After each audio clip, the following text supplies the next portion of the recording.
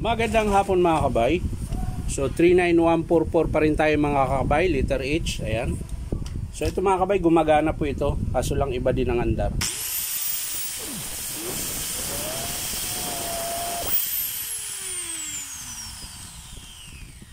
Ayan. So titingnan natin mga kabay kung anong dahilan. So tara, samahan nyo ko. So ayan mga kabay, nakalas ko na po yung screw. So titingnan na po natin mga kabay kung bakit.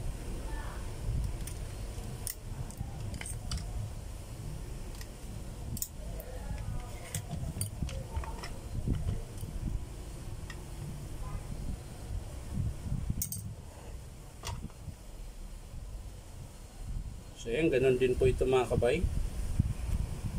Malalim din po yung armature. Ayan o. Gumagana pa po, kaso lang malalim na po. Tapos pinyo niya okay pa. So maaring sa bearing yung maingay mga kabay. So yan lang po ang sira mga kabay. Bali papalit tayo ng bearing tsaka armature po ang papalitan natin.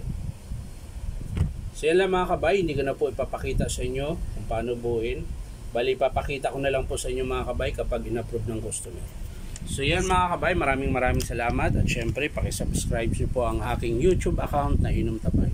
So maraming salamat mga kabay, bye bye.